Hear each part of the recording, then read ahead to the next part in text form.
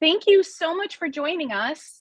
So this can certainly feel like a heavy topic, but as shown by your interest, and thank you for joining us tonight, it is just so important for us to understand so we can best support our students and children. We are recording this webinar and we will be sharing it along with the resources from tonight to all of those who are registered. We will also be posting the recording to our GREASE YouTube channel in the coming days. And we do have the Q&A open. So if you have any questions throughout the webinar, please add them and we will have some time at the end for some questions. So let's get started. We're going to introduce our GREASE team here tonight. I am Lynn Girolamo. I am one of the instructional technology teachers here for GREASE Central. I have been an educator here in GREASE for 26 years, and I'm also a proud parent of two boys who are 15 and 18 years old. The general topic of digital wellness has been something I have been investigating and learning more about and presenting on for at least 8 years or so. And I'm just so excited for this collaboration with our substance abuse prevention team and our guest speaker, Officer Gomez, tonight. Hey everyone, my name is Stephanie Rago and I am the Substance Abuse Prevention Coordinator for the GREASE Central School District. I have been in GREASE working probably, close to 15 years now. And like Lynn, this is a topic that's very important to me for a few reasons. Professionally and the work that we do every day as it relates to prevention, but also personally, I'm a parent of two college-age kids, and both of my kids grew up during the explosion of social media. And admittedly, I really wasn't equipped to handle that and also help them navigate that world. So I'm here today, like many of you, recognizing that there's always more to learn. And that hopeful about having some more understanding on how I can help guide not only my young adult children, but those students that we work with every day. Hi, everyone. My name is Katrina Smallene, and I am one of the district's substance abuse prevention specialists. This is my 4th year in this role with the district, and I am feeling excited and so honored to be sharing in this knowledge and growth with all of you. I am also a mother of 2 small children, ages 2 and 4. And although they're young, I'm still finding myself asking questions about what they should and shouldn't do, right, regarding our digital world. And I'm recognizing that there's so much information out there and am too learning how to navigate this ever-changing world that we are living in. Hi, everyone. My name is Amy Sokolowski, and I am the newest member of the district's Substance Abuse Prevention Specialist starting this year. It is a privilege to continue supporting the youth here in GREASE. The last 5 years, I've worked at the Villa of Hope as a prevention educator and already built positive relationships within the school community. Like everyone has mentioned before me, I am very passionate about this topic and always looking for ways to do better as a parent, as a professional. And now knowing that's a part of my job, whether it's at home or work, I'm dedicated to learning more about the digital world to help guide our young people through these challenges. And most importantly, making a positive impact is something I strive to do every day. Awesome. So tonight we have 3 important goals: highlighting the challenges of parenting in the digital age. We will look at some current trends in adolescent substance use and social media. And we will end tonight with ways to support our children and highlight some resources. So let's start with the challenges of parenting in the digital age. Our children are experiencing a childhood that is drastically different from ours. There's close to 10 years or so of data and research now that is helping us have a better understanding on why that is. Let's take a closer look. Since the advent of the first iPhone in 2007, parenting has looked quite different for parents and teens. 95% of teens regularly use a smartphone, while 45% of teens say that they're online almost constantly. And 8.5 hours of that screen time each day is spent on entertainment. We are in a unique generation of parenting. We can't look to our parents and ask, how did you handle the 9-year-old that wants a smartphone because all her friends have one? Or how do you talk with your 13-year-old who's devastated because he sees on Snapchat all his buddies hanging out at a friend's house and he wasn't invited? Now, these aren't necessarily new problems for parents to overcome, but they are certainly amplified in a new and challenging way by social media and the constant access to the internet in our kids' pockets. We are connected, distracted, and engaged by our smartphones and social media, not by accident, but by design. The business model of social media is to keep people engaged. Our attention and time is a commodity. Similar to what happens in our brain when we gamble, social media initiates blasts of dopamine in our brains that is pleasurable and makes us continue to want more of the thing creating that dopamine hit. Some specific techniques that social media uses are the pull to refresh feature that simulates the pull of slot machines, or the continuous scrolling of most apps and social media platforms where there's really no stopping cues when your scrolling is done. And social validation came about with the likes and followers and shares, where it seems like we are just simply connecting with others. We're actually feeding that feedback loop of validation from others, many of whom are basically strangers to us. All of this is not built to be developmentally appropriate for children whose brains are still developing. You can probably see the connection here to addiction as well, which makes the connection between social media and substance use so strong. With this ever increasing use of social media and smartphones, students are impacted in so many ways. Some of the impacts are minor, while others can certainly be very concerning and cause for alarm. Obviously, we wouldn't intentionally choose to want these outcomes for our children, but the research and data is increasingly showing us that these unintended consequences are real and need to be addressed.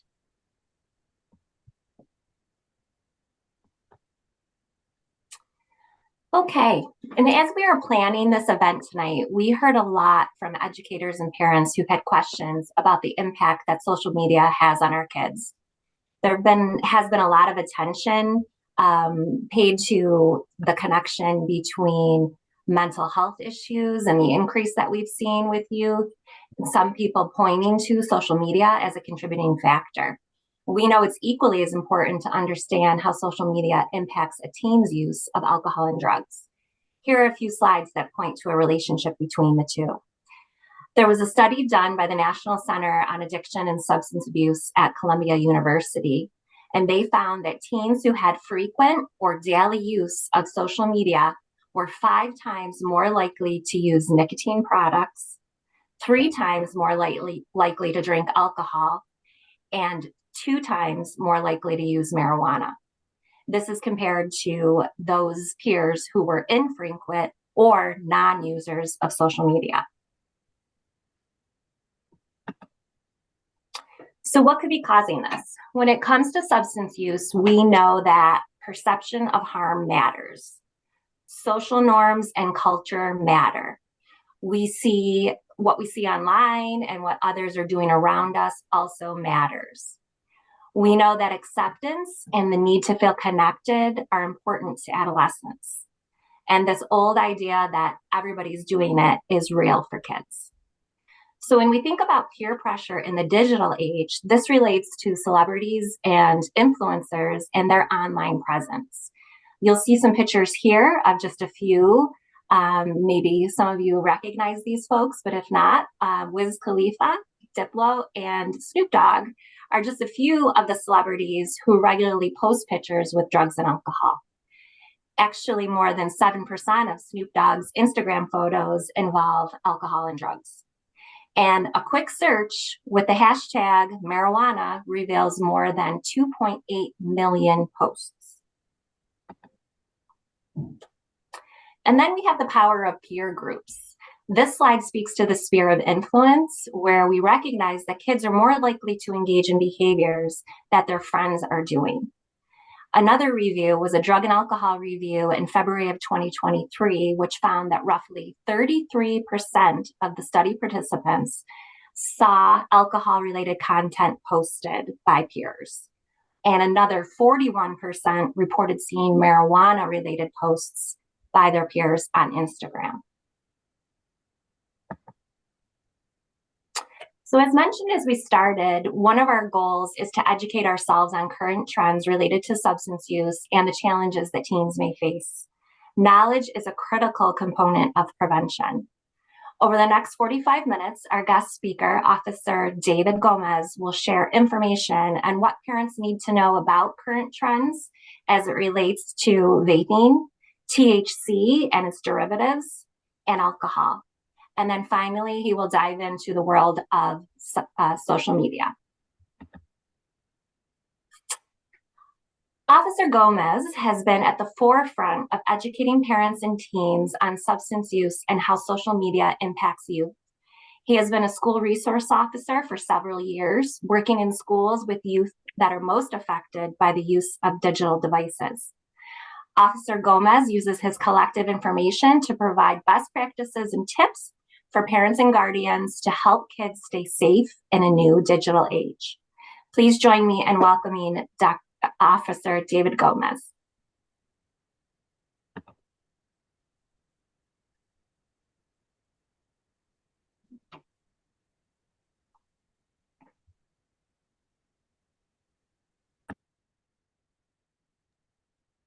Bringing it up. Is it in my full screen now? Yes, okay. Well, thanks everybody for joining me. We're working on the digital realm here. I'm actually joining from Hawaii. I got my flowery shirt on. It's just noonish here, but we got a lot to talk about. So let me tell you a little bit about myself so you know where I'm coming to you from. I am actually a school resource officer. I have worked for the Meridian Police Department for 10 years. That's right outside of Boise, Idaho. And I currently work for the Boise County Sheriff's Office and Idaho City Police. So I work for both departments. In my driveway, depending on what time and where I'm going, I pick a different shirt on and I pick a different vehicle to go to handle with the same people usually. Experience, I've been a school resource officer at a middle school with 1,200 students, grades 6 through 8. I've been at a high school with 2,300 students, grades 9 through 12.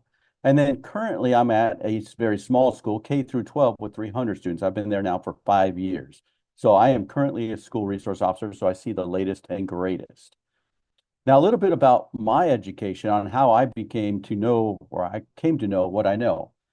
When I went to Lewis and Clark, which is a middle school, I found that all the kids there were doing stuff on social media before it was coming to school. So in order to learn what they were doing, I created a fake account of one of the students. I friended about 10 of the most popular kids at my school, which they all accepted me within an hour or two. After that, I never had to friend another kid again. Within a couple months, I had over 500 kids that were my friends on my fakey account. So then I could see who was drug dealing, who was suicidal. I could see who was dating. I could stop fights before they happened. I became the #1 person in the Treasure Valley area to find runaways. So when other departments couldn't find runaways, they would come to me because I had this social media connection. Well, I started educating kids and I would actually tell them that I had a fake account and that I was following them. And so they tried hard to delete me, but the education started getting out. After a year or so, I decided to test my kids. I made fake account #2 of a 13-year-old girl and started friending the kids again. Well, this time was much harder to add kids at my own school. They knew that, they didn't want to try and find me again as a fakie. So they started reporting me to, this was a Facebook in 2013.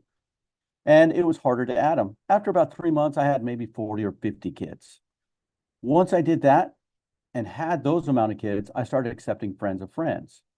And when I got friends of friends, I started getting 20, 30, 40, 50, 60-year-old men started friending my fakey 13-year-old girl.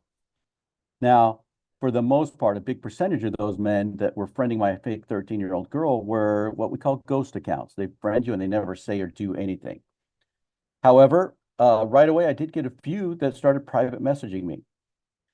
Through those private messages and through starting to learn a lot more about social media, We ended up arresting our first guy was a homeless guy who said he was a military and showed pictures of him in the military, came to meet us at a local park right beside the school. Arrested him.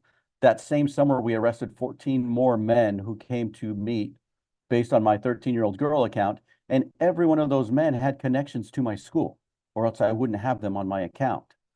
So it's super scary. And since then, I've arrested many more people who use accounts to come after kids. And I talk to kids all around, or I talk to adults and law enforcement all around the world who have the same problems everywhere.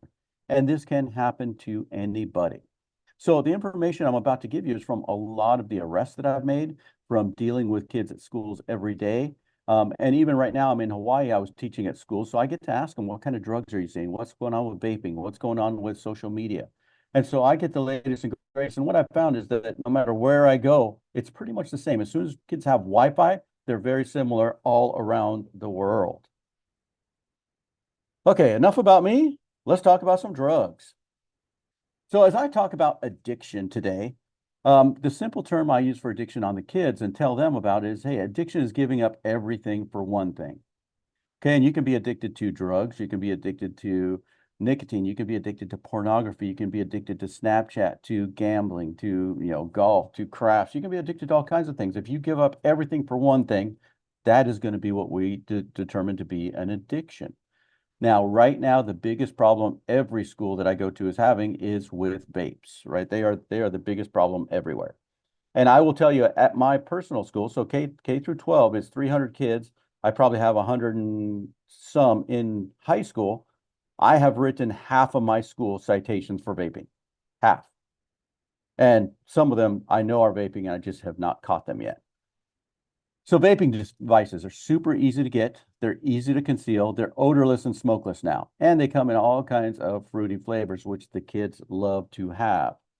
Vapes can also be hidden. There you see a Sharpie with a hidden device in it. You see the string on a hoodie that has a vape on the end, right? That looks like an old jewel that's there on the end. Down below, that's a jewel pod. Those are actually not considered hidden devices, but they were easy to conceal. This was a little bit of older school vape device that was super popular with the girls especially. All right, so let's talk a little bit about vapes at school. So at a school, it's always a battle against the vapes. 2 years ago, the kids started going into stalls, 4 or 5 kids at a time. So when a teacher would walk in to, check the bathrooms, whoever in the stall had the vape would put it down their bra or down their underwear, and then the teacher would have to catch 5 kids and decide who's got the vape. It was an impossibility to get vapes in that situation. So our school actually made a policy, more than 1 kid in the bathroom stall and you're getting suspended no matter what. Then we installed vape detectors in the bathrooms. The vape detectors work pretty good. You have to have a camera right outside the bathroom, and when the vape detector goes off, you look who came out, and it's pretty easy to tell who was in there vaping. But again, you bring them up to the office and you start searching them, and a lot of times they do have it in their bra or their underwear because they know people are not going to search there. And if there's any law enforcement or administrators, I would highly recommend against searching any kid's bras and underwear, right? We let the parents do that in all cases. Unless there's a bomb, and in their bomb situation, you should be moving out the way anyways. Metal detectors are our next cool thing that we did at the school. So our school purchased one of the hand-wand metal detectors. They're about $150, and those were very good at finding vapes. So we bring in the kids that were vaping, and you run the wand over it, and it beeps on a vape pretty easily. Well, now all of a sudden what we found is every girl all of a sudden had an underwire bra. And it's like, you don't even know what that is. Stop. But then again, we just call the parents and say, hey, you know what? They made our vape detector go off, and now they're making our wand detector go off. So you need to come and get your kid. And, you can find the vape if you like, but we're suspending them anyways. Swab tech. So you see the swab tech is pictured there. It's actually a way for law enforcement to swab the vape juice and tell if there's THC or methamphetamines in the vape juice. I would say we're probably at about 30 to 40% of the vapes that I am confiscating are or do have THC in them. I haven't gotten one with methamphetamine in it yet, but I'm sure it is coming. For those of you that work at schools, you got to have some strong vape policies, right? Because there's a bunch of parents who just want their kids to not ever get in trouble, and they're going to challenge every bit of the way. Now, for reference, at our schools in Idaho, vaping is a infraction. So they get a $74 citation plus 3 days of in-school suspension. At the bigger schools, we actually had a vaping program they could go through, but up in the mountains in the small school, we do not have that.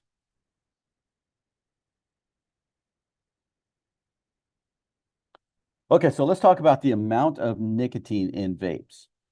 So when I first started confiscating vapes in 2013, the vape juice was between 0 milligrams of nicotine and 36 milligrams of nicotine. The reason they stopped at 36 milligrams is because it would burn your throat. You would actually be hoarse the next day, like you went to a concert. It was so acidic. So most of the vapes I was getting was in the 20 to 26 milligram range.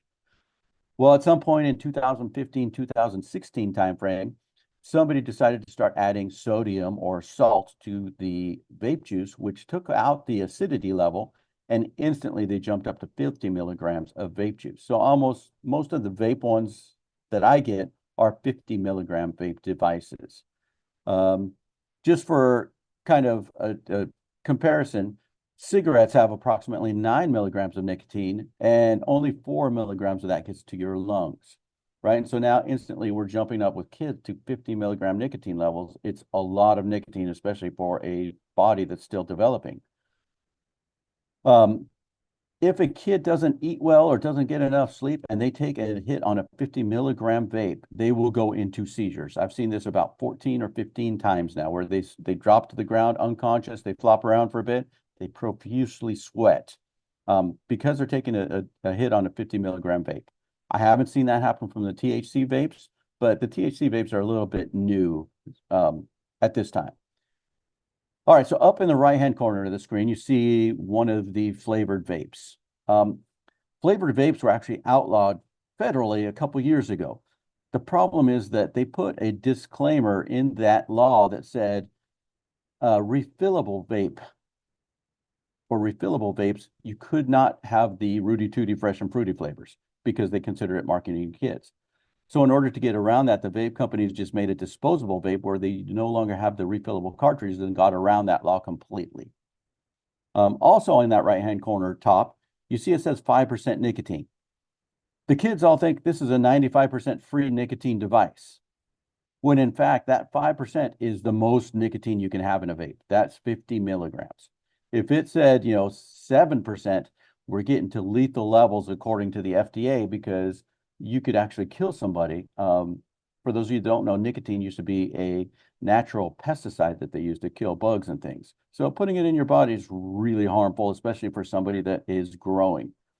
Again, personal, I've given 5th and 6th grader citations for vaping already. And in fact, a current 6th grader holds the record for 6 citations in 1 year for vaping. So it starts super early. You got to have these conversations early. In 3rd and 4th grade, you got to start talking about vaping. Because if the high schoolers are doing it, the middle schoolers are doing it. If the middle schoolers are doing it, the elementary kids are going to try it as soon as they can. Great conversations to have with kids. All right, let's go on to marijuana. Marijuana is super easy to get depending on what state you are in. It's legal in a lot of states. Fortunately, Idaho, where I'm at, it's still a holdout state, but anybody can travel from Idaho to Oregon to Washington to Colorado to anywhere and get legal marijuana, which makes it pretty easy to bring into Idaho. It has become very mainstream. As they showed you earlier, a lot of the musicians, a lot of people are mainstreaming it and making it very popular. Marijuana has a lot of money in the business. So when you have anti-marijuana messaging, there's like a marijuana mob that comes after you.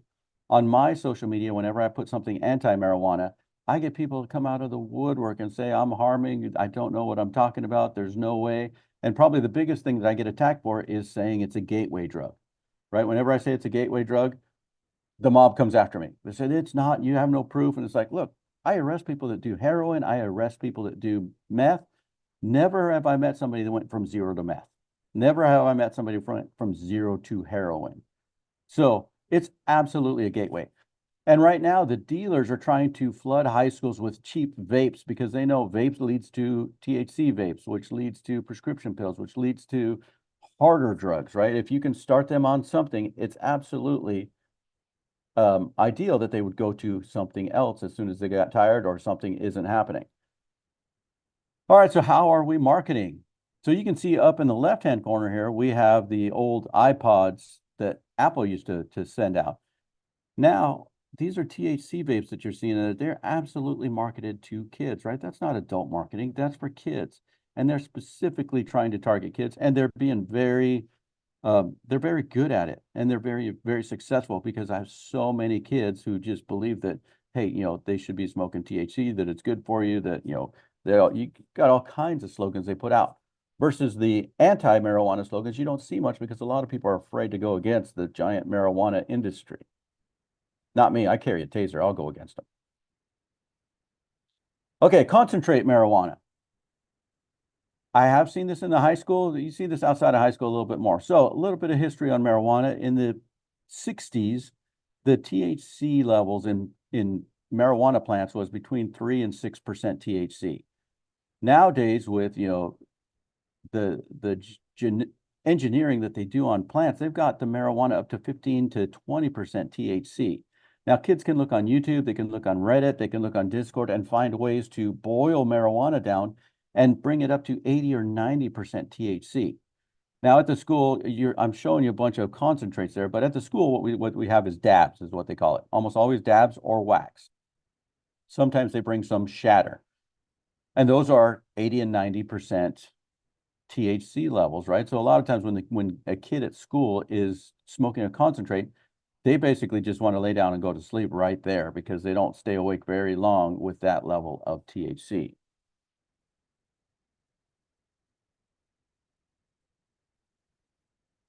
All right, prescription pills is another big one at the school. I always like to talk about prescriptions. You got Xanny bars, you got Norcos, Adderalls, you got the opioids, fentanyls. Super easy to get to the school. Pills go for about $10 a pill, plus or minus a couple dollars, depending on your area. Now, prescription pills are one of the few where you can have accidental addictions. I've had a couple of students one was in a car crash and had a shoulder problem.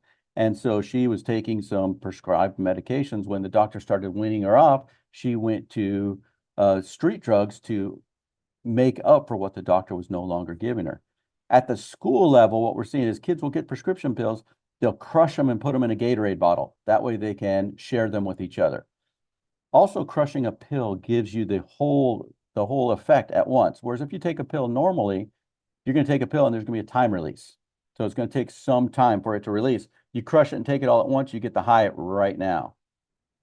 Opioids. Oxycontin, fentanyl, hydrocodone, morphine, these are all pills that are going to start making their ways into school. Now, the scary one is the fentanyl pills, right? Because people are dying all across the United States with fentanyl pills. Now, those M30 pills you see on your screen, the pharmaceutical company no longer makes them. So if you see an M30 pill like that, stay away, treat it like it's death, because it could be death. A lot of those now are only fentanyl pills, no longer prescribed. You can actually buy a pill press off of Amazon for about $500 and press your own pills with your own fentanyl. Fentanyl is super dangerous. I know you've heard about it in the news, so I'm not going to go over that, but understand that that is a problem. The other thing, if you ever have to administer Narcan to anybody for fentanyl use, know that they're probably violently going to come out of their overdose. Multiple times that I've seen it, they violently come out, they run away, and then they fall down again. So and we use 4, 5, 6 different, shots of the nasal fentanyl to bring them back and try and save their lives. Also, the Narcan does not work on something other than the opioids, right? So if they mix an opioid with something, it's not going to work. With the Narcan is no longer going to work. All right, a little bit of alcohol trends. Alcohol is pretty similar to what we've seen, for the last, since we were born. Alcohol is alcohol. Kids still get it a lot from their parents. It's easier for them to get with social media, as you can order alcohol right to your school, right to your park. The big difference these days is we're mixing it a lot with GHB and Rufinol pills, right? So we're getting lots of date rapes happening, especially at college parties. They invite young high school girls, they'll mix some pills in their drink, and then these girls will get raped. The other problem with alcohol is it's one of the leading ways that kids are dying at parties, right? When they go to a party, every year at graduation time, we always have a couple kids that go out, start drinking, get in their car, roll the car, and die. So it's a horrible thing to have. And it's one that we're kind of putting on the back burner, but alcohol is still very much in the teenage bag of tricks to be doing with each other and at parties. Other drugs. So Delta 8, Delta 9, Delta 10. I think I have a slide on those. We'll come back to that. I kind of went out of order there. So Delta 8, 9, and 10, essentially what is happening is molecular math. Scientists and people who have a lot of money are going into the state laws and they're finding out exactly what is illegal with marijuana. And what they do is they get something that is molecular different than the law, and it's basically a legal drug now. Now they use the hemp plant. Sometimes they use different parts of the marijuana plant, depending on whether it's Delta 8 or 9 or 10, but it's all still marijuana. Whether it's Delta 8, 9, or 10, some of them won't get you high as long as marijuana. Some of them give you more headaches. But the other side effect of them being able to skirt the law is then there's no age requirement either. So they can start selling these to, I mean, a 10-year-old could really legally go in and buy Delta 8, 9, or 10 at the gas station. Now, I've talked to a lot of gas stations and they usually keep it to, 16 or 18 or up for the Delta and the Kratom, even though they don't have to, right? That's just something they're doing because they don't want to kill kids. But unfortunately, this is happening. And you can see the Delta 8 plant looks exactly like a regular marijuana plant, even though they call it the hemp plant. It's the same, it has the same characteristics, it does the same thing to your brain. I have not seen a lot of Delta 8, 9, and 10 in the schools that I've been to, and I've asked a lot. I mean, we usually just get the straight marijuana since it is so easy to get. I mean, I know the kids think that the hemp marijuana is not as strong. I know I missed a pouches. Pouches are huge in the schools right now.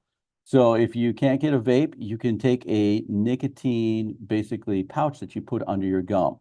So up in the top left-hand corner, that's a tobacco pouch. That's the tobacco pouches people have been using, Red Man, those tobacco pouches you put under your gum that cause cancer to your gums. Lower left, that is a nicotine pouch. The Zyn pouches are very popular at the school. If you don't have a vape or you need to do something while you're working or something and you can't actually vape or you can't make smoke, you put the pouches. On the right-hand side, these have been popular for a little while with adults, but now they're marketing them towards kids, and that's the caffeine pouches. That 50 milligrams is like 10 cups of coffee in a little pouch that you put in your gums. So again, these things are becoming mainstream. They're marketed in nice, fun flavors with nice, graphics and everything. So it's hard for kids to resist that, especially once you start with one, it's easy to go to the next, to the next, to the next. Huffing, upper left-hand corner, that guy's been huffing silver paint. Usually it's gold paint. This gives you a high that doesn't last very long. Every time I pull somebody over who's got paint around their face, it wears off so quick that I can't even give them a DUI. Kratom.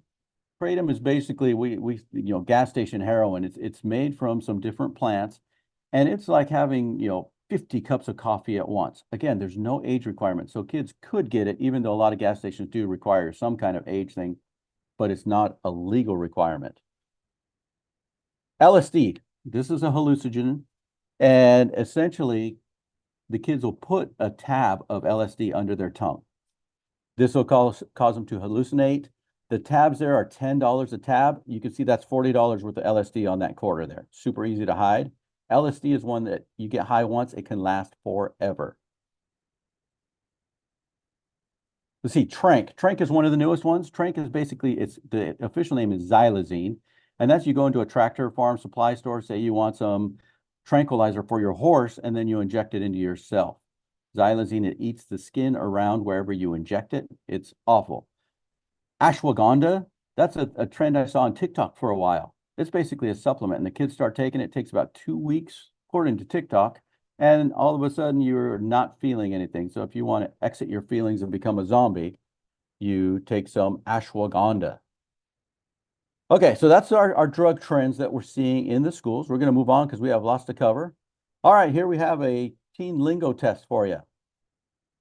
These are things that you might see in kids texting. Now, just because you see one of these, it doesn't mean that automatically that your kid is on drugs or sexual deviant or anything. Some kids like to say these things just to be cool. Here, I'm going to give you the answers to all of those. You can take a look over those, and I know it's going to be recorded, so you can see it later as well. And here's some emojis that you might see in some teen languages, right? Going back and forth to each other. And again, I stress, just because you see one of these emojis does not mean your kid is all over drugs or all over sex.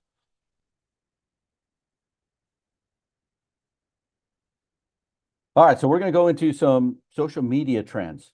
The first one, and one of the biggest things, is kids sending nude photos of each other and to strangers, right? And so one of the things we're getting away from using is the word child pornography. We are replacing that with child sexual abuse material. Child pornography infers some kind of basically compliance and consent, and kids cannot consent to having their picture sent or to really sending their photos. So we're calling it CSAM. Let's see here. With nude photos comes sextortion. And sextortion is basically the practice of extorting money or sexual favors from someone by threatening to reveal evidence of their sexual activity. And they do this for money, for drugs, for power, or for sex. And I've seen all of that in the middle school and high school level. The lure, how do we get girls to send naked photos of themselves? A lot of times they just ask them. If a girl has been on social media long enough, she has been groomed to be worth her body parts. And this just happens to every person that's on social media at any time.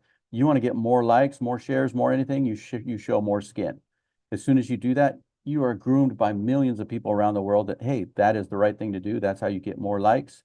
We are going to send lots of love your way. For girls, the other thing I see, when predators want pictures of girls, they get to a relationship with them, then they ask for nudes. And when the girl says no, the older boys or older men will say, hey, I thought you were more mature than that. Look me up in a couple of years and I'd like to have, take you out on a date or whatever. And this is huge for girls, right? Especially if they're 12, 13, 14, they get their first conversation relationship with somebody. It's really important. That's what parents can't understand, is the importance of that. Again, this is something you have to talk about with your kids. And it's tough conversations, but they have to happen. For boys, the lure to get naked pictures for boys is pornography. Right now, the biggest scam going right now is for boys to be contacted by 15-year-old hottie girl who starts a relationship that lasts about 15 minutes and then says, hey, I like you so much, I'm going to send you a topless picture of myself. Then I'm going to send you a naked picture of myself. And that they ask for the boys to return those pictures to them. Now, boys, when they see a topless picture of a girl that they think they've been talking to for a while, their brain stops working and biology takes over. And if you haven't had a solid conversation with your boy, it's going to be really hard for them to resist. And I take this one many times over. I think this scam hits every single boy at every single high school who has social media. It's the naked picture scam. And understand that some of these people that are getting boys to send them naked pictures are criminal organizations. They have farms of computers where they download pictures of 18-year-old pornography actresses who look like they're 15. They take their identity and they start contacting boys around the world. They're hugely successful at getting the naked pictures of boys back, and then they start the sextortion process. Naked pictures are so prevalent that they are becoming the new currency. So I've seen young middle school girls trade topless photos of themselves for vapes, for cell phones, for test answers, for homework. And because of applications like OnlyFans, it's really becoming mainstream to trade nude photos for money and for things. Now, you don't even have to trade your own photo. If you're a boy and you have, cheerleader number 2 topless at a party, you can trade that for discounts on marijuana or other things. Horrible thing. How big is the problem? This is Officer Gomez numbers only. By 11th grade, about 80% of the girls have sent nudes. By 8th grade, about 50% of the girls have sent nudes. I know this from talking to lots and lots and lots of kids. And I'll go into a classroom, of kids that I know, and I'll say, hey, Officer Gomez says by 11th grade, 80% have sent nudes. Raise your hand if you disagree. And rarely do kids disagree. You can ask your own kid what percentage of kids send those nude photos, and you'll see it's really high. So let's talk about some of the social media programs that we're going to be dealing with. Snapchat is by far the one that kids want the most. And I'm going to tell you that this one is going to peer pressure a parent like none other, because when your kid hits 11 and 12, they're going to say, Mom, Dad, I'm the only one in my whole peer group that doesn't have Snapchat. And when everybody else is Snapchatting, I'm left out, I'm alone, I'm going to be alone for the rest of my life because I don't have Snapchat. So it's tough to manage, but hold the line, hold the line. It's super secretive. It deletes pictures and texts as they go back and forth without even the kid doing it. And there's no way to get those back. It actually has a hidden picture vault So kids can have a little vault of their own that's pin coded, and you can't get into as a parent unless you have that pin. Limited search warrant information on Snapchat. So let's say I have a kid that gets kidnapped or they get sextortion by somebody. When I do a search warrant to get that information so I can press charges, Snapchat actually deletes the peer-to-peer conversation. So unless the victim has their own information, I have zero evidence. Snapchat will give me their IP addresses and things. I can find the people, but I have zero evidence of their criminal activities. And most predators know this, so they always recommend kids get Snapchat. Live mapping. Snapchat has a live map where predators can see where your kid is within about 10 feet. So if your kid made a mistake and sent out a nude photo, all the predator has to do is add them on Snapchat. Now they know where they go to school, where they sleep, what bedroom they're in, where they work, who their friends are, all kinds of things about them. About 8 months ago, Snapchat added an artificial intelligence friend to everybody's Snapchat. So you can rename this AI buddy. Kids use it for their therapist, their psychologist, their homework helper, their dating partner, their sex advice partner. They use it for all kinds of things they shouldn't use it for. Artificial intelligence is pretty new, and I don't think we should be testing it out on millions of kids that have it. So this is the 24-hour timeline of just some local kids that I have that are selling drugs right on Snapchat. It's super easy. Up until Telegram came out, it was the #1 drug selling site in most high schools. Now with Telegram, it's kind of going second choice, but it's still up there with selling drugs. This is what the My Eyes Only secret vault looks like in Snapchat. So if you get to this and it asks for a PIN code, your kid has set it up. If they have not set up My Eyes Only, it's going to ask you to enter a PIN code that you're going to set it. Now, a lot of parents think, well, I'm going to set my own PIN code before I let my kids have Snapchat. Well, you can basically tell it, hey, I forgot my PIN code, and do it wrong a couple times, and it's going to delete the entire vault and start over, which kids can do easily. Parents can do this easily as well, but you won't get to see what's in there and possibly save your kid from something that is happening. Okay, TikTok. TikTok is the granddaddy of sexual grooming. Basically, it has all these challenges that worldwide grooming tells you to show more skin so that you get more likes. What you're looking right there is just a screenshot of the plank challenge. If you do the plank challenge like these two individuals are fully dressed and in proper attire, you get maybe 50 or 60 likes, maybe 100. If a girl goes on there, especially a young girl, and wears a loose-fitting shirt, guess what? You're going to see right down her shirt. All of a sudden, we have 50,000 likes. We have 100,000 likes. And so basically, they are being groomed to be worth their body parts. Instead of the adults saying, hey, you should have some modesty or reporting the account, they send them nice things. And you can actually get money from doing this. And kids know this. And there are many kids that get paid by TikTok for being sexualized.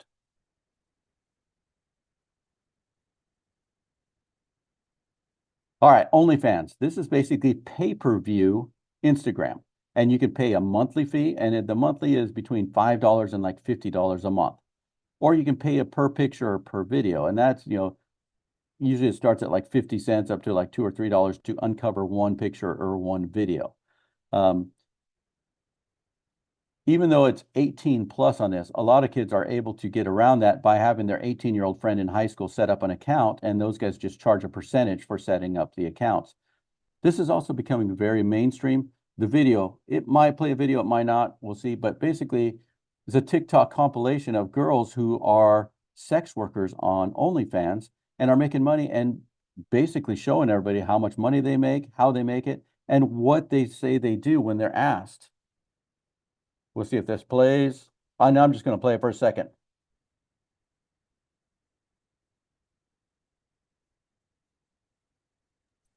We just don't hear the audio.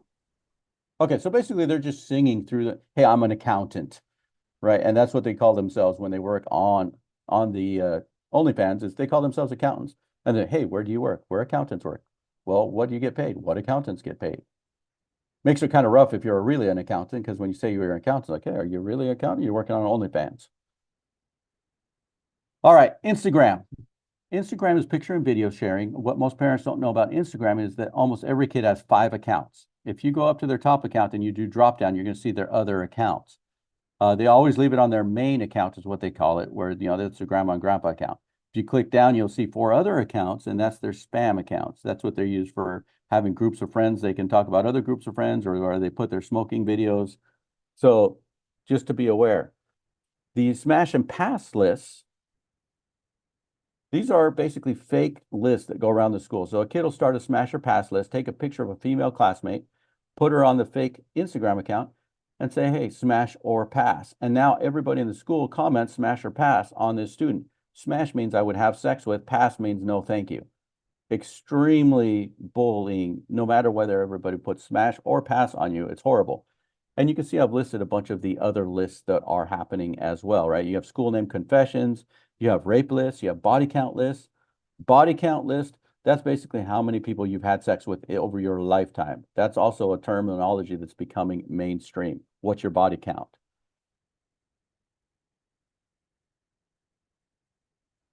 Okay, Roblox. This probably has the most predators ever.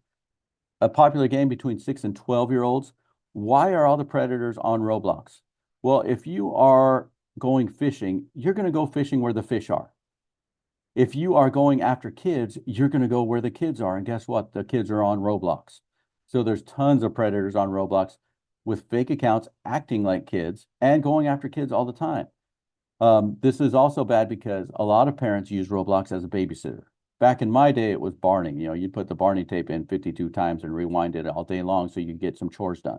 These days, it's Roblox. You set your kid in front of the TV with Roblox, and you can go to the Bahamas and come back. They're still going to be playing Roblox. Now, on its own merit, Roblox has some great learning opportunities. It's some great software.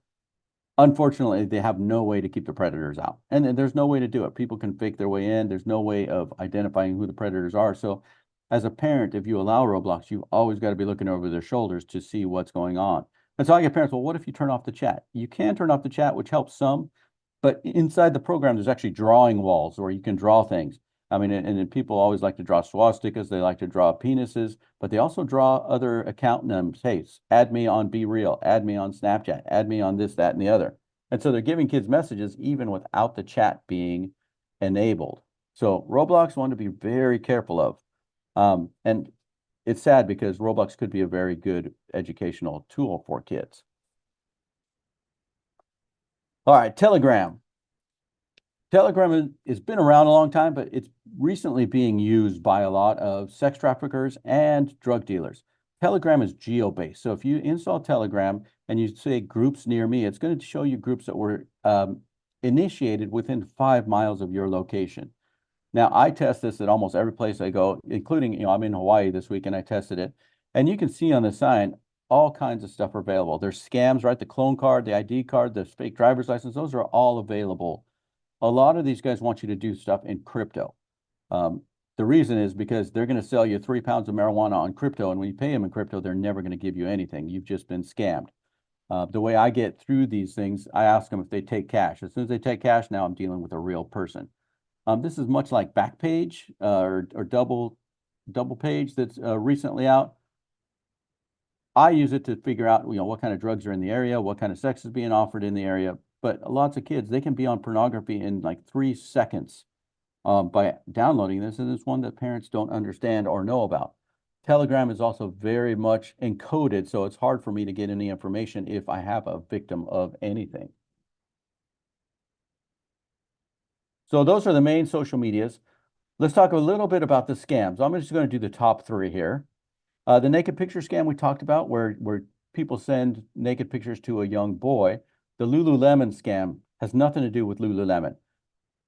Professional bad guys will contact young girls who have 20, 30,000 followers on Instagram and say, hey, we want to hire you as a Lululemon ambassador. They send them a contract and they say, hey, you're going to have to meet online with our hiring team on Saturday morning, bring a bikini because we need to take your measurements. We're going to send you all kinds of free clothing, but we have to make sure it fits correctly. In the interview, they're going to ask them to take off their top at some point. And most girls are going to take off their top thinking that they're going to be supermodels. I've actually had a mom who came in with me came into my office with her daughter. Daughter was 16, and mom was sitting next to the daughter when she took off her top for these scammers. And they were expecting clothing. They got instead sextortion 2 weeks later. The code scam. The code scam generator, you can see up in the left-hand corner, that is Google Voice Verification Code. This happens on Facebook when you go to sell anything. Somebody's going to contact you. I'm interested in whatever you have for sale. I've been burned before. I'm going to send you a code. Give me that code, and I will then, talk to you about buying your item. Well, what you've done when you give them that code that they send to you, or you think they send to you, you've set up text forwarding to you, their phone. So any text messages you get from your husband, from your kids, goes right to their phone as well. You get them as well, so you don't know anything's wrong.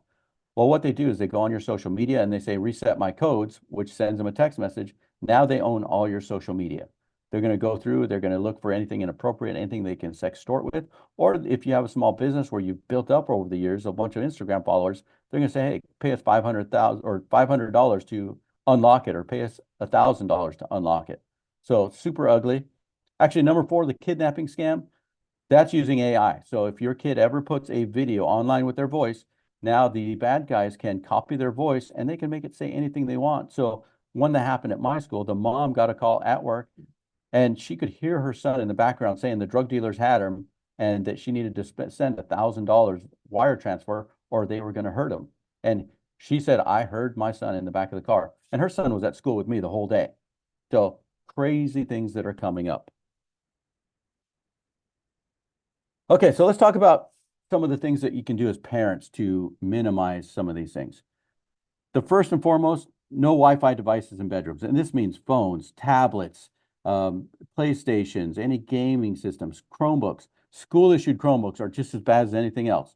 So no Wi-Fi in bedrooms, right? Give your kids half a chance. Cell phone checks, do some cell phone checks. Parents are always going to be the #1 monitoring device. And by doing cell phone checks and discussing why you're doing cell phone checks and what you're checking for. Also, no private message with random adults. A lot of parents never talk to their kids. Hey, you shouldn't be talking with private adults on social media. That's crazy talk. Set a screen time and stick to it, right? I always tell parents, set a 2-hour goal. This is a good adult goal as well. Hey, 2 hours for social media a day is a pretty good goal to achieve. Kids are spending, 9, 10, 11, 12 hours on screen time. Let's get to 2 so they can have a life outside of that. Less than 200 friends on any given application. I see kids with 10,000, 20,000 friends on Instagram or on Snapchat. No, that's too many. Let's limit it to 200 where they have a chance of knowing people and they filter out a lot of the creepers. The other thing that happens as you hit 300, people become anonymous and they say things that they wouldn't say normally. So that becomes a problem. Monitoring. One of the #1 questions I get, what is the best monitoring software to install on a phone? There's none. It's parents. Parents are the best monitoring. Now, I do suggest you try some of the monitoring software. It helps you kind of keep a tab on your kids, but none of them are foolproof. And what happens is every time that a software does an update, now all the monitoring softwares have to try and keep up. So when iOS goes to 16, now all the monitoring software has to keep up. When Android software gets updated, now everybody else has to keep up. There's no way to be safe on it. You have to have conversations. This is going to be the very best. Watches, the little gizmo watches that are for kids, those are fairly safe. My grandkids have them. We haven't had a problem with them.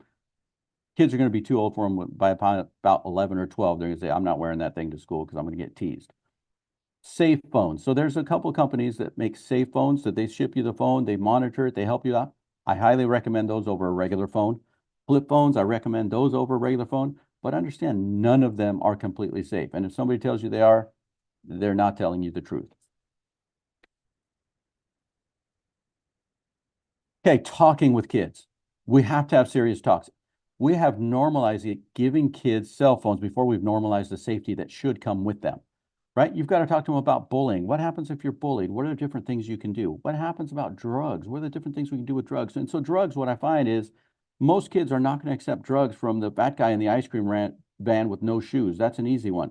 But what if it's the hottie girl in a bikini top at a bonfire that offers your son drugs, or the guy with no shirt that works at Abercrombie and Finch that offers your daughter drugs? It's much harder to say no to. And these are the talks that you have to have with them. Use news stories to do tabletop situations. So if a news story happens about social media, let's sit down and talk about it. Hey, what do you think this kid did wrong? Do you think this kid thought they were talking to a kidnapper? Do you think they were talking to a sextortionist? How did this person get into a kid's realm? Research your topics. If you're talking about drugs, research it. Your kids are going to tell you some, but know a little bit. If you're going to talk to them about marijuana, there's tons of information on marijuana. Research a little bit, know what you're talking about. Pay attention, listen to your kids because they do have a lot of information to give you. That's where I get all my information is from your kids. Spend time with your kids. right? Activities. I always get, into school where a kid messes up and the coaches want to kick them off the team. And I'm like, no, no, no, they need to be on the team. So let's double their, TLC, their pre-workout, whatever. They need more activities. They need more soccer. They need more outdoors, not less. Peer pressure is a huge one to talk about, right? Because your kid is going to be peer pressured and they're going to be peer pressured a lot. You as a parent are going to be peer pressured to give your kid Snapchat before they're even 13.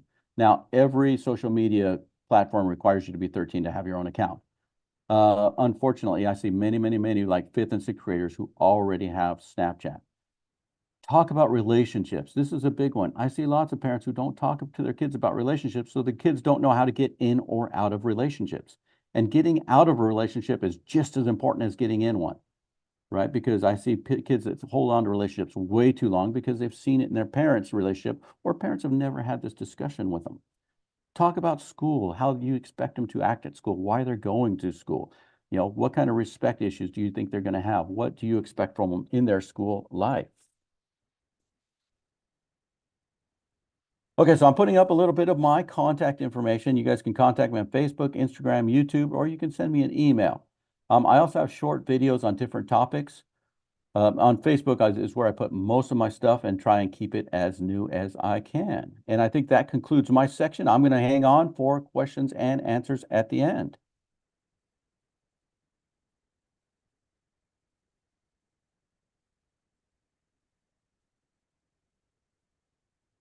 Katrina, you're muted as you're talking. Thank you. Thank you so much, Officer Gomez, for providing such important information. We are now going to shift gears and discuss substance use trends we are seeing specifically in Greece, as well as shedding some light on our efforts in the district.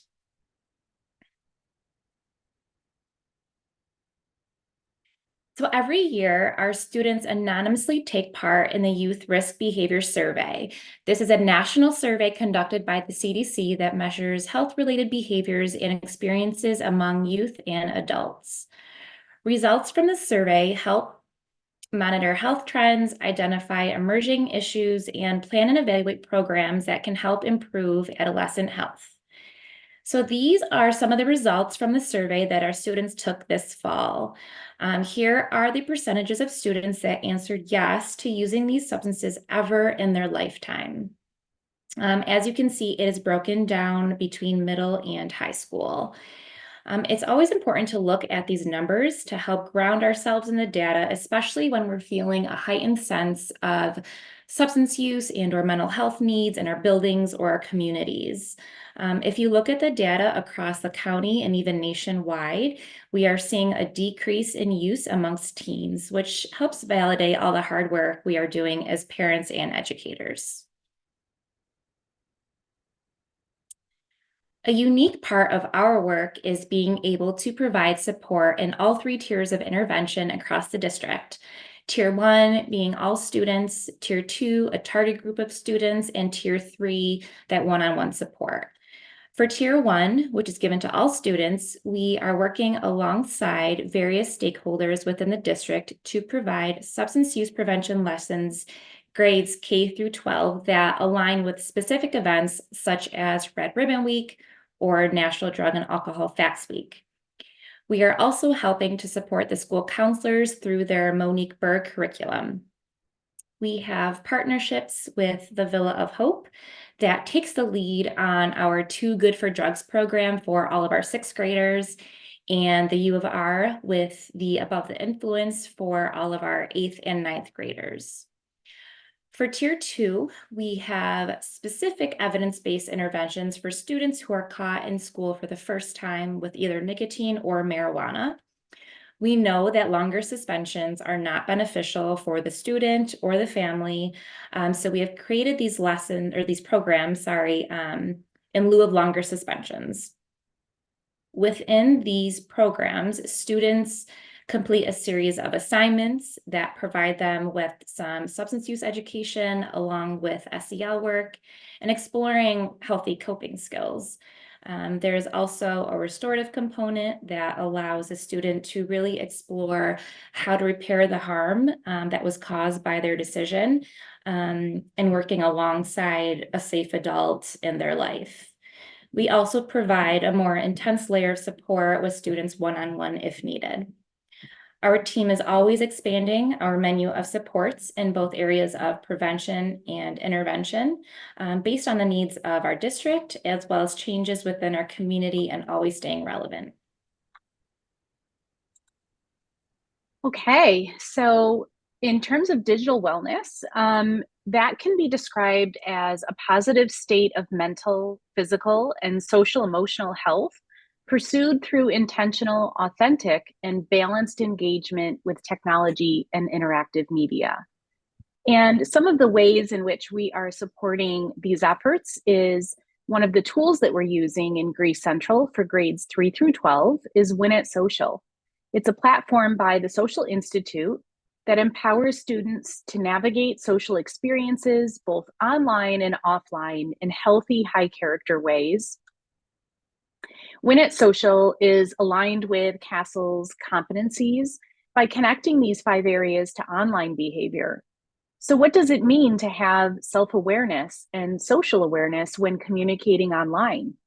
How are relationship skills developed and maybe hindered with online interaction? And of course, there are obvious connections to responsible decision-making and self-management when we think about all that goes into interacting online, whether it's when gaming or texting or using social media. Let's take a closer look at this positive approach from Win It Social.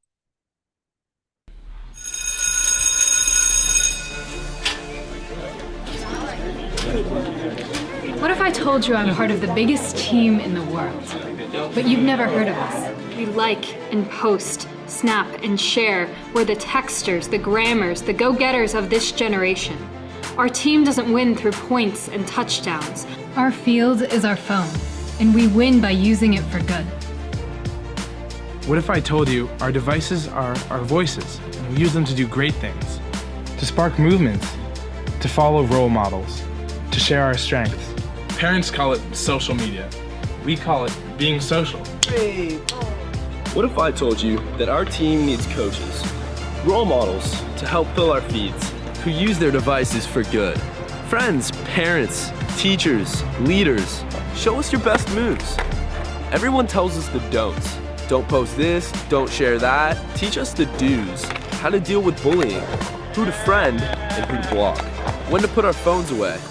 Help us play our A game. What if I asked you to join our team? Because you can. You have the power to control your device instead of letting it control you. You too can turn it on and turn it up to spread good over hate, to download so you can uplift, to cyberback those who are cyberbullied, to strengthen your reputation, to represent something bigger than you. To change our world for the better. One post, one snap, one text at a time. We are the biggest team in the world. And we're only growing. Are you with us?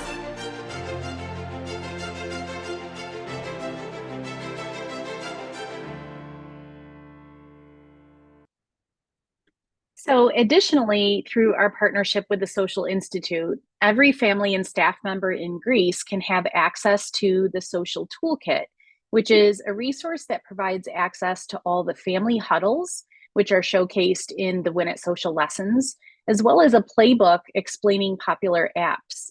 The family huddles reinforce important topics through casual conversation, similar to what Officer Gomez talked about with like a tabletop conversation about trending issues. And the Social Institute's newsletters and blog posts and webinars are a great way for families and school adults to stay current on trends and ways to support our students with timely topics as well. This year, we partnered with the Social Institute by co-authoring one of the trending lessons, understanding how companies use media to advertise substances to students. We were thrilled to be able to support this topic through this excellent platform and are excited for the further opportunities that we have to collaborate with them. So what else can be done to support our children and students? Here are 5 tips to support developing happy and healthy kids, similar to what you've heard Officer Gomez say. Some of these are really specific to some just general social media and using smartphones. So first, listen to your kids. Ask open-ended questions, participate in social media together. When you're posting and sharing some family pictures or events going on, show what that looks like, model that. And, if you have similar situations going on with how do I respond back to this? Should I comment on this post? Have that thinking out loud with your kids. And then share your thoughts in a non-judgmental way. Sometimes our kids are into trends or use some of the acronyms or language that we just don't quite get. And instead of rolling our eyes, be interested and curious about it so we can have that open line of communication.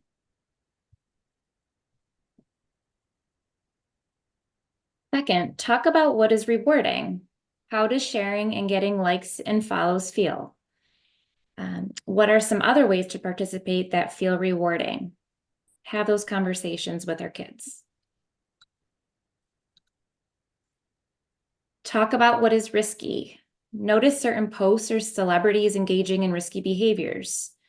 Be mindful who our students or kids are following, right? Talk about the underlying consequences that aren't shared.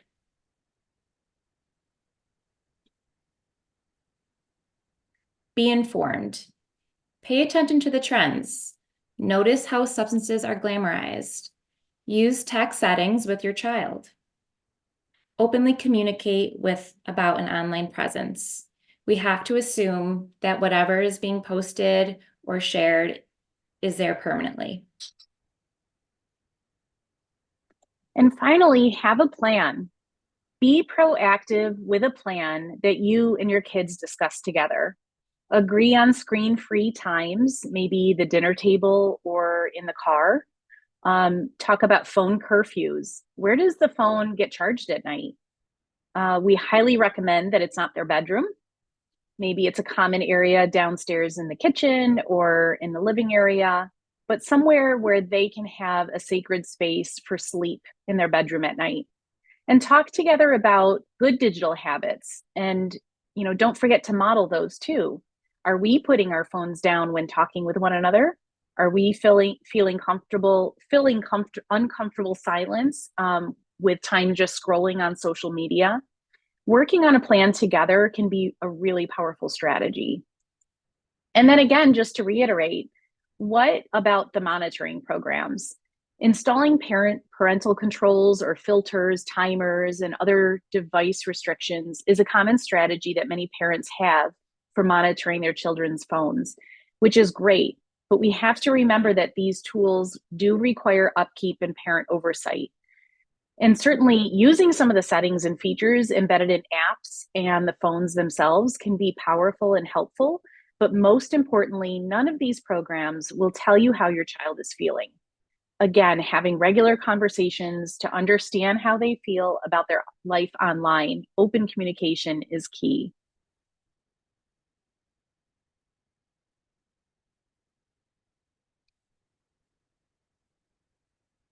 Steph, I think you're muted. Sorry, everyone. Before we open it up for Q&A, we wanted to just provide some resources for you all to continue to dive into and learn more. It's so important to continue our own education. As I said earlier, knowledge is such a powerful and critical part of prevention, and how we communicate with kids, reaching out for support. Those are all important things that we need to do as parents and educators to work together with our teams. And so these resources are just a few that we had compiled. We have the National Partnership to End Addiction, National Institute on Drug Abuse. We have a local agency here, which is the National Council on Alcoholism and Drug Dependence of the Rochester area, SAMHSA, Family Online Safety Institute, Children and Screens, and of course, as was highlighted a few moments ago, the Social Institute. So check out these resources and let us know if you need more.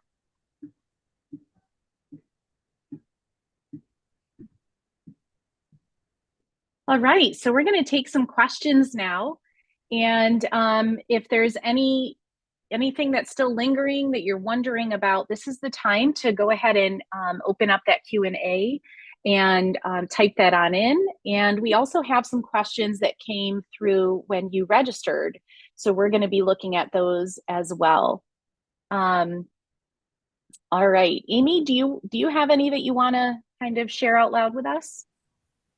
Yes, let me go ahead and do that. So is social media being used primarily for initiation, continuation of substances, or is it being used as a resource for quitting?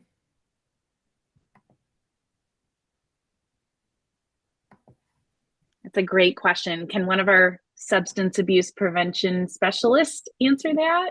What do you think? It's interesting because I think all three, right, could be possibilities. We had talked about just the influence that we know happens online for teens and viewing other posts from their peers. But we've also know that there are a lot of quit apps, particularly around nicotine and vaping devices. And so I think, when we think about social media and we always worry about the dangers, but I think equally as important is to think about how it can be used for good. And so in that way, there are plenty of resources, quit lines available to teens, text messaging apps that can help someone if they're looking to quit. So it can be a useful tool in that way. Officer Gomez, do you have anything to add to that one? I've seen absolutely a lot of people have used them for good reasons. Lately, I see parent groups come up with, hey, let's start a parent group with kids that don't have social media until they're 13 or that do different things. But the group is probably one of the biggest things I can see, especially in your local area. Here, we're going to have a group of teens that are quitting. We're going to have a group of teens that are going to go hiking every Sunday and be phone free for a little bit. I see that as a big positive, is to be able to group in your area, put teens with other teens that are successful and help each other out. Thank you. So another question, when you know your child is using a vape, how do you start the conversation and find ways to help them? Katrina, you want me to take this one? Okay. So what I would say is open those communication lines as early as possible. And what we often encourage parents to do is start those conversations before you are faced with your child using substances. Some of those resources that were listed on the last page offer communication guidelines and by age appropriate ways to talk to kids. And so ways that even in elementary school that you can start talking to your kids about vaping, about making healthy choices. So I would say open those lines of communication early, but I also would say have honest, open dialogue.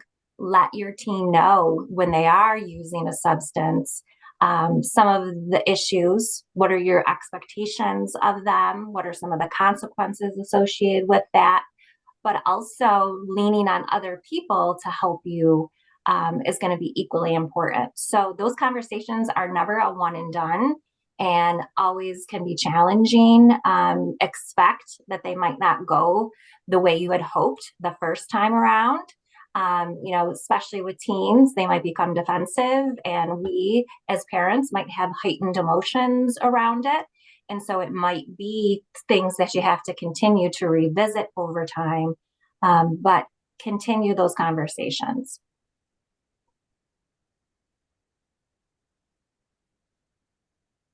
I always like the team effort on the conversations around vaping. Hey, look, we're going to fix this as a team because it's going to set them up for later on their own relationships and their own families.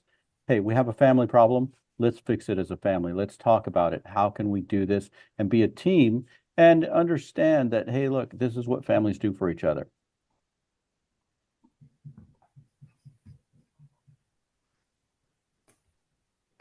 Okay, let's take a look at another question. What age group should we alert for this topic to teach the children?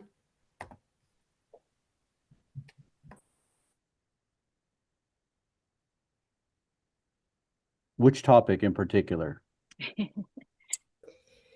And I know like we all have our own preferences when to give children a cell phone, but I think it's more or less just, safety of cell phone use. Well, I'm going to jump into this and just say that cell phones, the smartphone, I should say, not a cell phone, but a smartphone that is connected to the internet, that has the ability to have apps, that has the ability to have social media, even though the legal age for signing up for a social media account is 13 at this point. And there are certainly lots of legislation that is often coming through Congress, coming through our state laws and being looked at.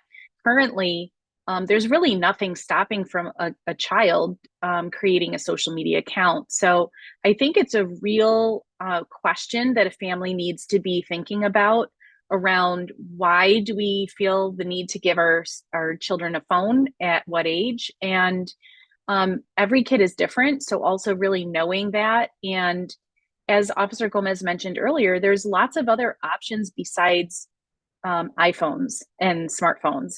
And even at that point, if that type of phone is what the family is thinking about, there's lots of ways to avoid downloading social media apps too young. So that's a really important piece to consider. It doesn't have to be all or nothing. It doesn't have to be they get a phone at 9 with everything on it, bells and whistles, because that's what their peers are having. But at the same time, I would encourage families to talk to other families in the peer group. And if you can have conversations early about what that looks like, then you can work together as a parent group to really make some good decisions for the peer group. At the same time, I think there's really, any age where, as Officer Gomez was showing with Roblox and these types of games that feel like they're for younger students, even YouTube, there's nothing really out there that we could say is totally safe for children in this world. So it's really important to be thinking about just being aware and knowing what could be in front of your kiddos and having those open conversations like we talked about. So being curious, talking about social media together, modeling it, and really helping your child understand that when they come across something that they just don't feel good about, then they can come to you and talk to you about that. And so that's just working through that together. So I don't think that there's a number. I don't think that there's an age to say is the right age to start talking about these things. But I definitely think that parents need to be more informed about what's developmentally appropriate and how to say no to some things until later. Thank you. Another question coming in. What is the advice for a parent who refused to allow their children to have a cell phone or participate in social media? Well, I'm going to jump back into that one because, like I said, I think as a parent, it is always hard to go against the peer group. But for ages, right, every generation has but my friend down the street has this kind of issue that parents have to face. It's just harder now because it's 24/7 and it's just constant. But I do think that just saying no, I think is hard, but at the same time, looking for other things that are going to replace those opportunities. So there's ways to ease our kids into using technology in a responsible and positive way. It might be a family iPad or tablet that's used in a common area and that's used again together with parents. It doesn't have to be this all or nothing. I mean, if we think about teaching our children to drive, we don't hand the keys over at a certain age and just say, good luck, go to it. We do things from a very, a younger age than when they are driving. And we really think about that developmental on road to them being responsible and independent as a driver. So we can think about technology that way too. And we can think about how we can, really start doing those co-activities together so that kids are starting to understand the positive role making good digital habits, and you modeling all of those things at an early age is important.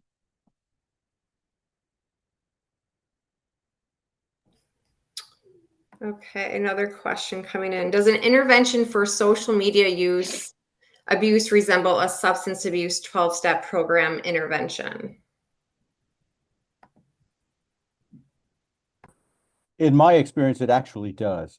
If you take away if they're used to 15 hours a day of social media and then you go to 0, there's going to be some withdrawals, there's going to be some anger, there's going to be some everything. So again, you got to sit down as a family and, hey, let's drop it down to 10 hours. Let's drop it down to 8 hours. Let's drop it down. It's going to be tough. And the biggest thing I see is parents give their kids phones to an addictive substance, and then they're super surprised when that kid lies, cheats, and steals to get a hold of that addictive substance again.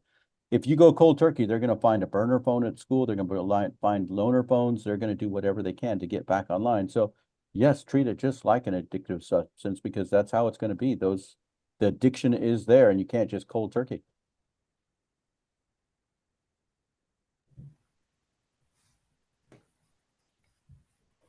All right, another question that's coming in about the bathrooms in high schools, knowing that it is a hotspot, and just letting everyone know that we are aware of that and we are continuously working together to find better solutions. Our ATI program, we do have, campaigns, posters around the school, and definitely some that are posted near the bathrooms in all the schools. So that is one thing that we are doing.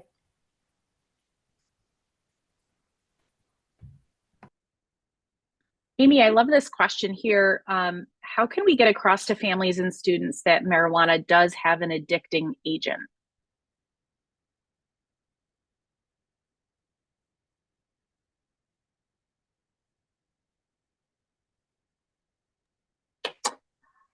Lynn, can you repeat that again? Sure. How can we get across to families and students that marijuana does have an addicting agent? Okay. And that is a challenge we are facing. Officer Gomez, I'm sure you can also speak to this, but here in New York State, we do have legalized medical marijuana and legalized adult use marijuana. I don't use the term recreational marijuana because I think language matters. And when we think of recreation, we think of fun, right? Activity. And I think that sends a message to kids that is dangerous. And so when we think about legalized marijuana, I think about, adult use only or non-medical. I've also heard that referred to in that way. There are the diagnostic, manual from the addiction field recognizes marijuana and cannabis use disorder. And it's similar to what you see in terms of the signs and symptoms of other substances of abuse that can be addicting. Absolutely, in my experience, I can speak to and working in the field of substance abuse and treatment centers that there are people who can become addicted to marijuana. And what the research shows is that the younger a person begins regular use of marijuana, the more likely they are to become addicted as well. And that kind of feeds into some of the brain development piece that Lynn spoke about earlier with adolescents.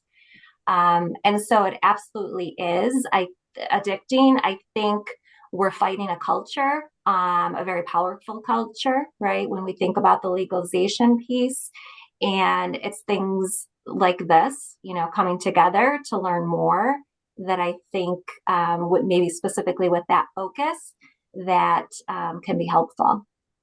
Did you want to speak any more about that, Officer Gomez? Yeah, so here we have the Natural High campaign, I think you can look it up, and it basically asks kids, what's your natural high? And I focus on that a lot. Hey, you dirt bike, you paint, you ride horses, you do that. And then what you start to see, I start pointing out, hey, look, how many of the kids that are smoking marijuana are still doing their natural high stuff they did in middle school? They don't. They start giving it up very quickly. Unfortunately, they also start giving it up for cell phones too. The kids that I saw bringing guitars and stuff, as soon as they get a cell phone, that stuff goes away as well. So focus on the natural high. What are we doing that gives us a natural high? And start just, hey, let's highlight those. Let's show people that are still doing these things, even though all these other addictive things are available. That is awesome. What a great way to end. And we're going to be sharing the recording with all of the registrants. We're also going to reach out to some of the folks that we weren't able to really process all of your questions tonight. But you can also reach out to us for any questions or if you want some more information. We really can't thank you enough for spending the evening talking with us about this important topic. It was really delightful to have you all, and we hope you have a great evening. Thank you, everyone.